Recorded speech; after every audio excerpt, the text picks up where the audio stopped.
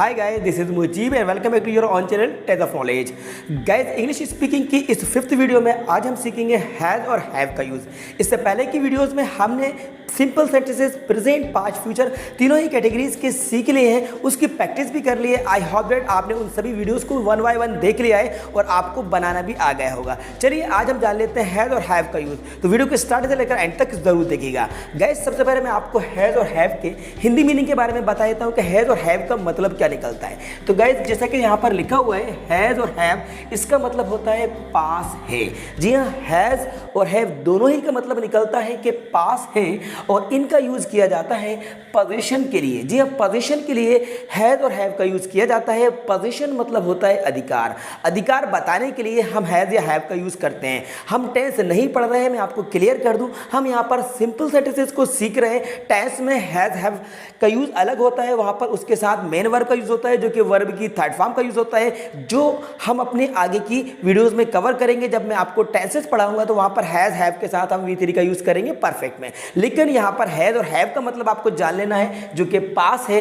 Position के लिए किसी के पास कोई चीज होने का अधिकार बताया जाए, जैसे कि मेरे पास एक मार्कर है, मेरे पास समय नहीं है, मेरे पास कंप्यूटर है, उसके पास कार है, हमारे पास पेन है। इस तरह के जो भी सेंटेंसेस हैं इनको हम हैज़ हैव से बनाएंगे। चलिए सबसे पहले जान लेते हैं कि किसके साथ हैज़ और किसके साथ हैव का यूज किया जाएगा। तो गाइस, मैं आपको यहाँ पर बता देता हूँ, यहाँ पर आपको एक्सप्लेन करा देता हूँ कि किसके साथ हैज़ और किसके साथ हैव आएगा।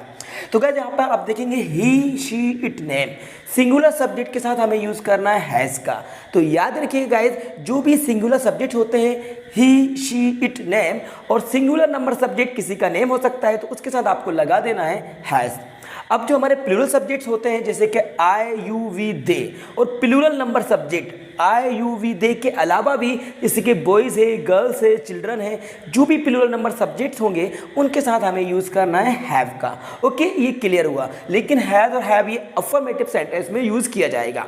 अगर आपको इसका नेगेटिव सेंटेंस बनाना है तो याद रखिए guys, he, she, it, name अगर सब्जेक्ट सिंगुलर है तो वहाँ पर आपको नेगेटिव में doesn't have, it means does not have. यहाँ पर डज नॉट को हम शॉर्ट में इसका कॉन्ट्रैक्शन कर हम इसको बोलेंगे डजंट हैव। अब काफ़ी सारे स्टूडेंट्स कंफ्यूज होते हैं और उनका कहना होता है कि यहाँ पर डजंट के बाद हैज़ क्यों नहीं आता, यहाँ पर हैज़ आता है। तो गाइज, रूल के अकॉर्डिंग अगर आप चलेंगे तो यहाँ पर डज नॉट या डजंट के बाद हैव का ही यूज़ किया जाएगा, यहाँ हैज़ नहीं आएगा नेगेटिव सेंटेंस में।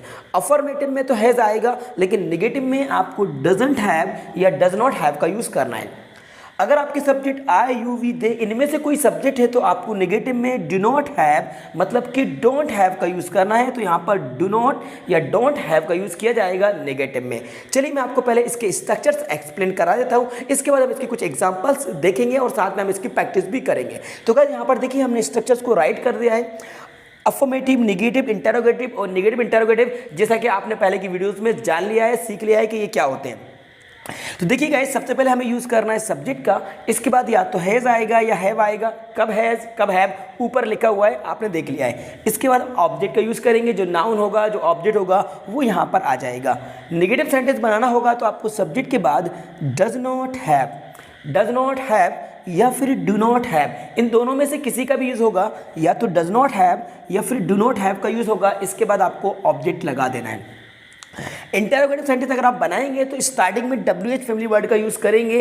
अगर सेंटेंस में WH फैमिली वर्ड आया है तो आपको WH फैमिली वर्ड का यूज़ करना है। अगर सेंटेंस में WH फैमिली वर्ड नहीं आया तो आपको डज या डू से स्टार्टिंग कर देना है। तो पहले या तो डज आएगा या फिर डू, इसके बाद subject, then have, then object का यूज़ किया जाएगा। तो यहाँ पर भी देखेंगे हैव आ रहा है, मतलब कि डू, डज या डू और सब्जेक्ट, इसके बाद आप हैव लगाएंगे। यहाँ पर हैज़ नहीं आएगा, यहाँ पर हैव आएगा। याद रखिएगा, काफ़ी स्टूडेंट्स यहाँ पर गलती कर जाते हैं, ऑब्जेक्ट लास्ट में आएगा।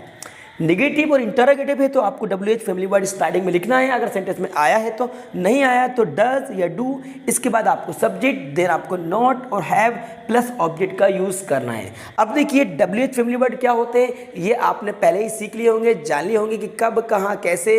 इनको ही WH फैमिली वर्ड, इनको ही क्वेश्चन वर्ड कहा जाता है। अगर ये सेंटेंस में आएंगे तो आपको यूज़ करना है, नहीं आएंगे तो नहीं करना।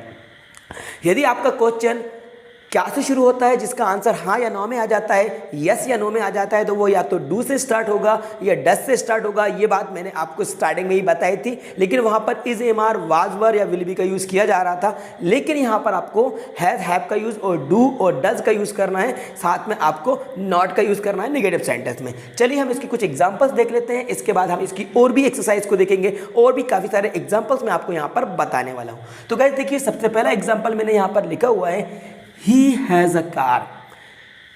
He has a car. इसका मतलब होगा उसके पास एक कार है।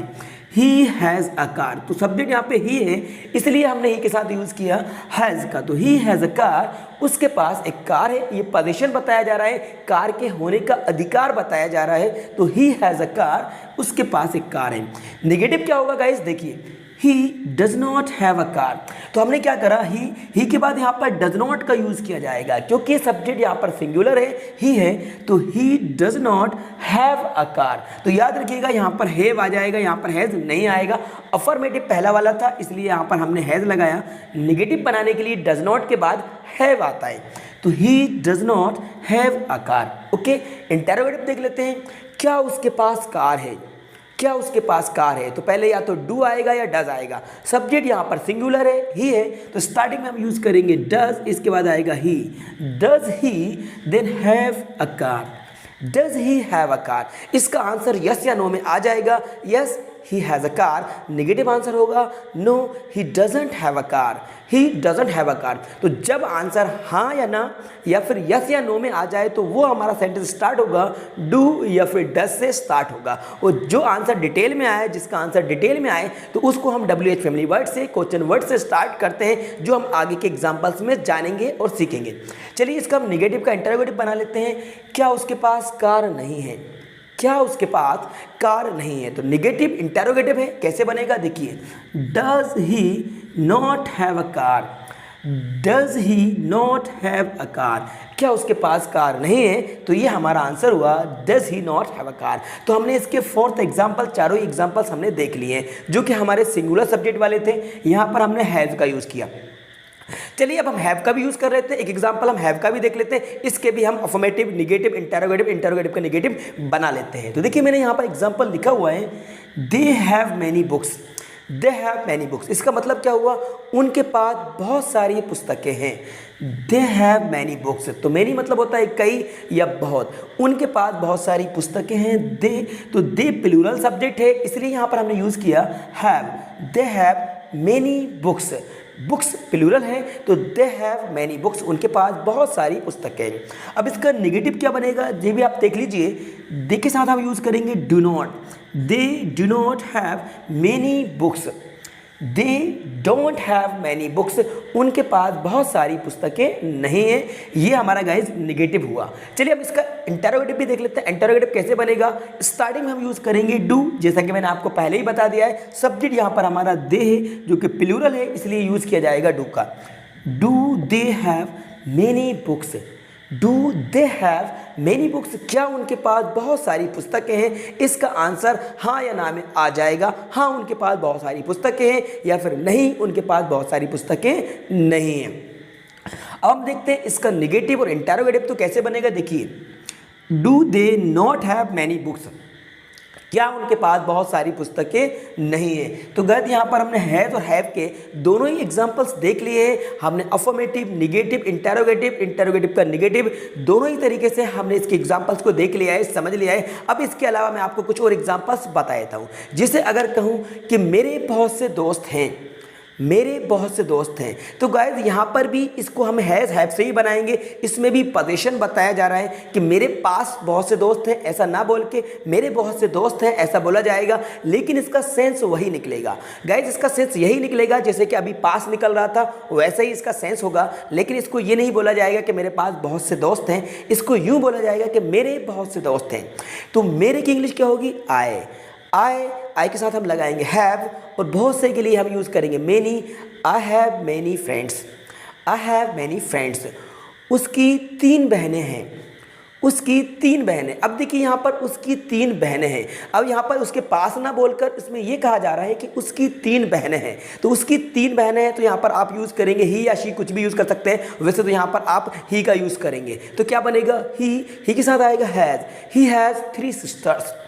He has 3 sisters. इस तरीके से इसको बना दिया जाएगा। चलिए कुछ एग्जाम्पल्स और देख लेते हैं। जैसे कि अगर मैं कहूँ मेरे पास एक मोबाइल है, मेरे पास एक मोबाइल है, I have a mobile, I have a mobile. तो आई के साथ हैव लगा दिया। इसको आप नेगेटिव बोलेंगे तो कैसे बनेगा, मेरे पास मोबाइल नहीं है, I don't have a mobile, I don't have a mobile. क्या मेरे पास मोबाइल है, do I have a mobile. तो पहले आपको डू का यूज़ करना है, do I have a mobile. और क्या मेरे पास मोबाइल नहीं है, do I not have a mobile, do I not have a mobile. तुम्हारे कितने भाई हैं। तो गाइज ये क्वेश्चन है, यहाँ पर पूछा जा रहा है कि तुम्हारे कितने भाई हैं। तो यहाँ पर WH फैमिली वर्ड का यूज़ किया जाएगा कि तुम्हारे कितने भाई हैं। तो देखिए जब भी काउंटेबल नाउन का यूज़ किया जाए तो वहाँ पर हम यूज़ करते हैं हाउ मेनी का, और अनकाउंटेबल नाउन के लिए यूज़ किया जाता है हाउ मच का। तो तुम्हारे कितने भाई हैं, तो कितने भाई मतलब यहाँ पर हम यूज़ करेंगे question word WH family word how many, और इसके साथ ऑब्जेक्ट का यूज़ किया जाएगा। तो याद रखिएगा हाउ मेनी या हाउ मच के साथ ऑब्जेक्ट का यूज आपको स्टार्टिंग में करना होगा। तो कैसे बनेगा, how many brothers, how many brothers. अब या तो डू आएगा या डज आएगा। तो यहाँ पर सब्जेक्ट तुम्हारे है, यू है, इसलिए यहाँ पर डू का यूज किया जाएगा। तो कैसे बनेगा, how many brothers do you have, how many brothers do you have. उसकी कितनी बहनें हैं, उसकी कितनी बहनें हैं। तो यहाँ पर भी आपको स्टार्टिंग में लगा देना है how many sisters, how many sisters does he have, how many sisters does he have. उसके पास कितना पानी है, उसके पास कितना पानी है। तो गाइस यहाँ पर देखिए उसके पास कितना पानी है, ये क्वेश्चन वर्ड है, WH फैमिली वर्ड है। तो पहले क्या आएगा, हाउ मच वाटर। जी हाँ, अनकाउंटेबल नाउन है, इसलिए यहाँ पर आपको हाउ मच का यूज़ करना है। How much water does he have, how much water does he have. मेरे लैपटॉप में गाने हैं। तो गाइस देखिए यहाँ पर भी ये बोला जा रहा है कि मेरे लैपटॉप में गाने हैं। इसका मतलब भी यही निकलेगा कि मेरे लैपटॉप के पास ना बोलकर लैपटॉप में, मतलब यहाँ पर भी पोजीशन वाली बात चल रही है। तो इसको भी आपको हैज़ और हैव से बना देना है। तो कैसे बनेगा, देखिए मेरे लैपटॉप में, ये पूरा का पूरा सब्जेक्ट है। तो कैसे बनेगा, माई लैपटॉप। अब सिंगुलर है इसलिए लगा दीजिए has, my laptop has songs, my laptop has songs. तुम्हारे कंप्यूटर में कुछ नहीं है, तुम्हारे कंप्यूटर में कुछ नहीं है। तो कैसे बनेगा, देखिए सब्जेक्ट क्या है, तुम्हारे कंप्यूटर। तो कैसे बनेगा, योर कंप्यूटर, सिंगुलर है इसलिए लगा दीजिए doesn't, your computer doesn't have anything, your computer doesn't have anything. हमारे पास क्या है, हमारे पास क्या है। तो देखिए इंटेरोगेटिव में हमारे पास क्या है, तो पहले आपको यूज़ करना है WH फैमिली वर्ड का क्या, जो कि सेंटेंस में आ रहा है, हमारे पास क्या है। तो कैसे बनेगा, व्हाट स्टार्टिंग में यूज़ कीजिए, what do we have, What do we have। हमारे पास क्या नहीं है, हमारे पास क्या नहीं है। तो कैसे बनेगा, What do we not have, What do we not have। हमारे पास क्या नहीं है, What do we not have। तुम्हारे पास कितने पैसे हैं।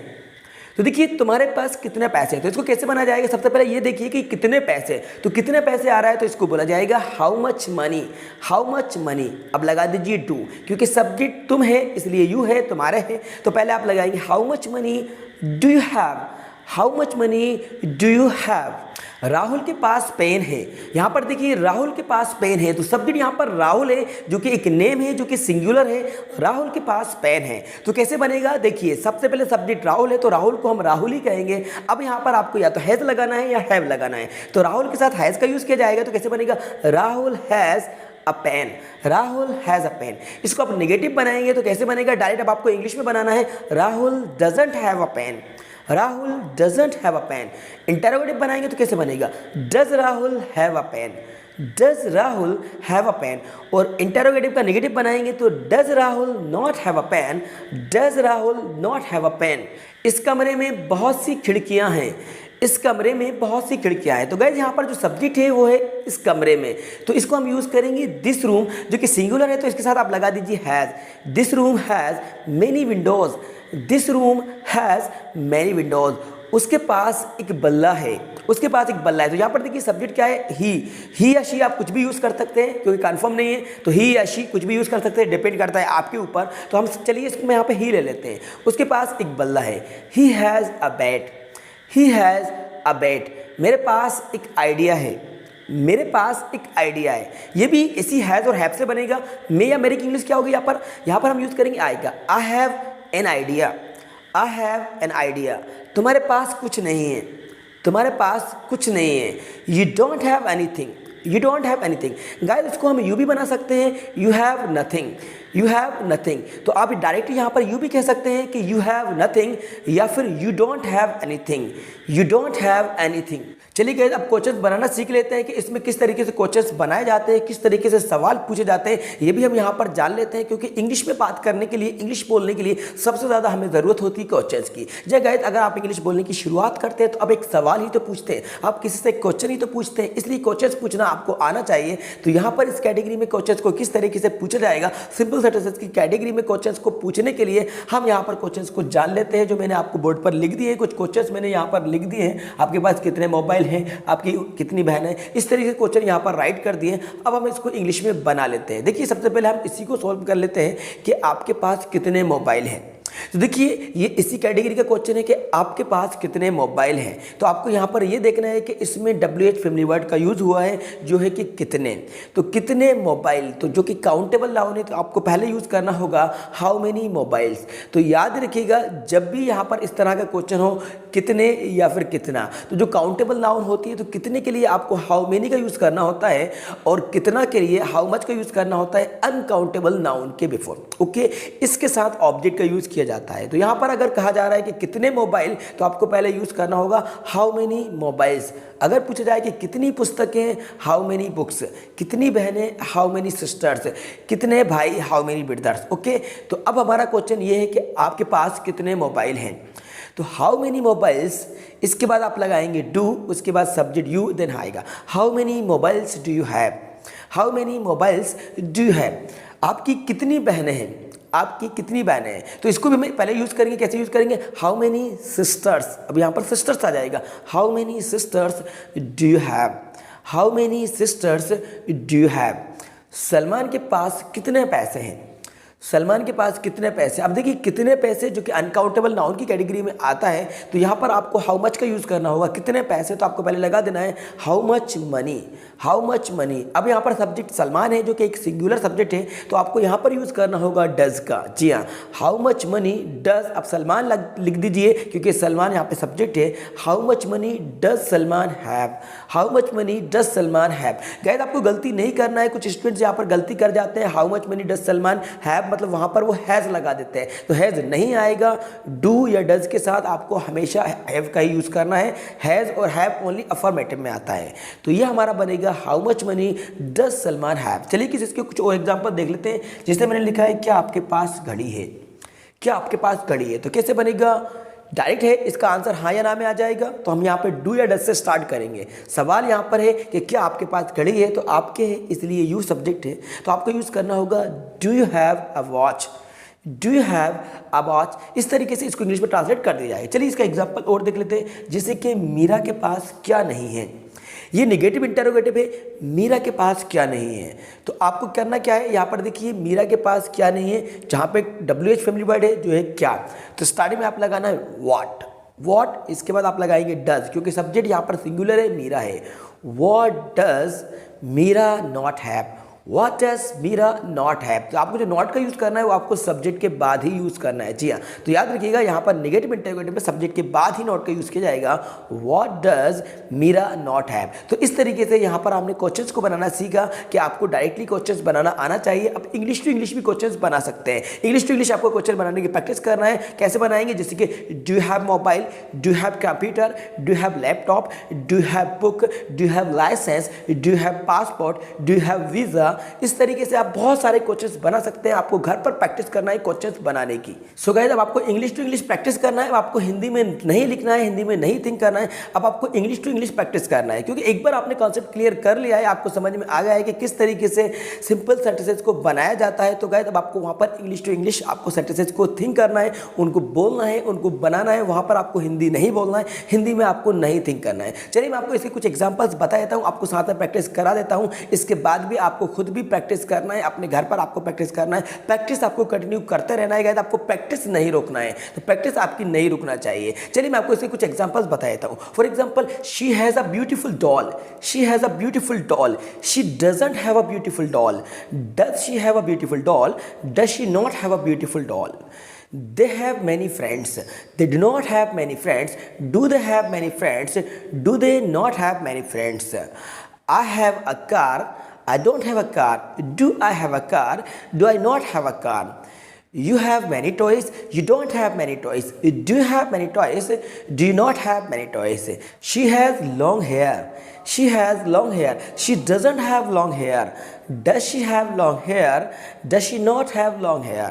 तो गाइस इस तरीके से आपको इंग्लिश टू इंग्लिश प्रैक्टिस कर लेना है, आपको सब्जेक्ट चेंज करते चले जाना है, आपको I you we they he she it name सभी सब्जेक्ट का यूज़ करके आपको सेंटेंसेस को बनाते चले जाना है और आपको वहाँ पर हैज़ और हैव का यूज़ करते चले जाना है। नेगेटिव बनाने के लिए आपको डोंट हैव या डजंट हैव का यूज़ करना है और इंटरोगेटिव बनाने के लिए सवाल पूछने के लिए आपको डू या डज से यूज़ करना है जब आपका आंसर हाँ या ना में आ जाए, और जब आपका आंसर डिटेल में आए तो उन सवाल को पूछने के लिए आपको WH फैमिली वर्ड का यूज़ करना है।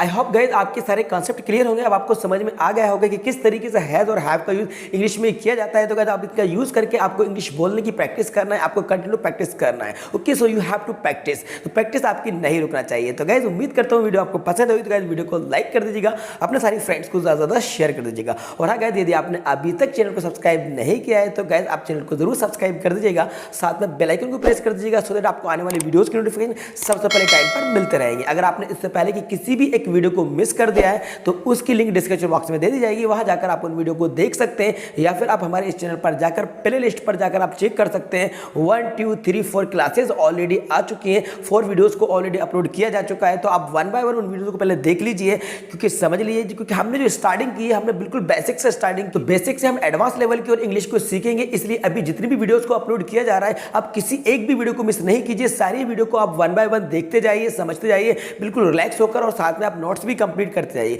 जी हाँ, जरूरी है आपको नोट्स बनाना, तो आपकी जो क्लास चल रही है इसके आप नोट्स कंप्लीट करते जाइए, और जो आपको होमवर्क दिया जाता है आप बिल्कुल होमवर्क आप कमेंट्स बॉक्स में जाकर कमेंट्स करके मुझे बताया करें। अगर आपके पास कोई कंफ्यूजन, कोई डाउट, क्वेरी होती है तो आप विदाउट हेजिटेशन कमेंट्स बॉक्स में जाकर कमेंट्स करके पूछ सकते हैं। जितने भी टॉपिक्स को कवर किया गया है तो आप उसकी प्रैक्टिस करते रहिए, सीखते रहिए। Thanks for watching.